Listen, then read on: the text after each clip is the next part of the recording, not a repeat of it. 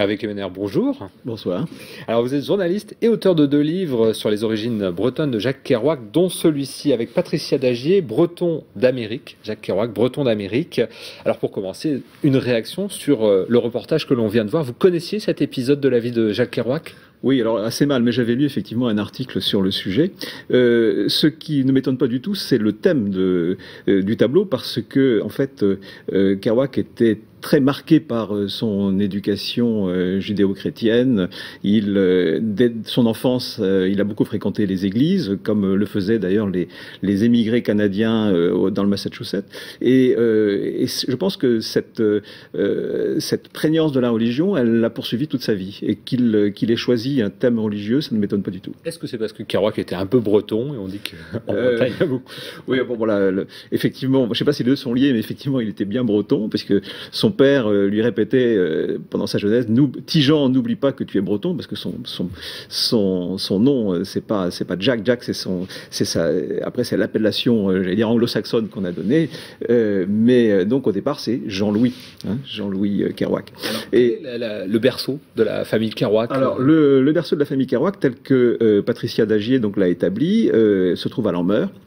C'est là que se trouve le lieu-dit Lanmeur, que la famille qui est montée dans l'échelle sociale et a voulu un peu s'anoblir et a pris le suffixe donc de Kerouac, alors qu'il s'appelait tout simplement le Bihan au départ. Hein. Et donc cette famille ensuite est allée s'installer à Morlaix, puis à Huelgoat, hein, et où donc le père de l'ancêtre, celui qui a émigré, était notaire et un des principaux notables du Huelgoat. Quel héritage breton vous avez trouvé chez Kerouac ? Alors, l'héritage breton, je pense qu'il est assez même consubstantiel de l'œuvre de Kerouac. C'est-à-dire que au départ, on pensait que c'était quelqu'un en fin de vie qui voulait savoir d'où il venait. Il est venu à Brest en 65 pour donc essayer de trouver des ancêtres un peu mythifiés. Et puis, en fait, en lisant l'œuvre de Kerouac, on s'aperçoit que dès 1940, donc il a 18 ans, il signe Prince de Bretagne dans des livres comme Les Clochards Célestes. On voit une phrase. Les poissons de la mer parlent breton, etc.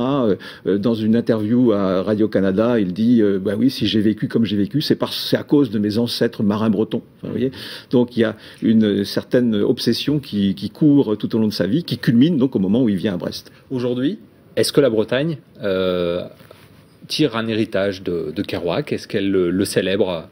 On a vu quelques plaques. Oui, alors bien sûr, bon, il y a une plaque à Lanmeur, il y en a une autre à Huelgoat. Moi, ce que je considère comme important, c'est que un certain nombre de gens commencent à s'approprier donc l'œuvre de Kerouac. Je pense notamment donc aux Vieilles Charrues, où on a pu voir donc une scène de Jack Kerouac. Donc c'est quand même quelque chose d'éminemment populaire.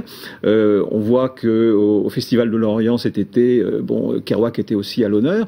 Donc le grand public n'a peut-être pas encore tout à fait découvert Kerouac. Mais ça va peut-être venir. Mais ça va peut-être venir, oui. Voilà. C'est un peu notre espoir, si vous voulez, parce que donc la principale œuvre de Kerouac, c'est On the Road, sur la route.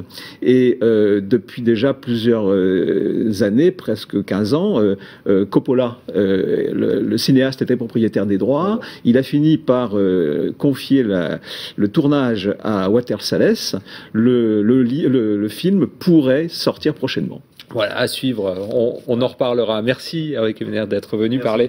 Et je rappelle que votre livre s'appelle Jacques Kerouac, Breton d'Amérique.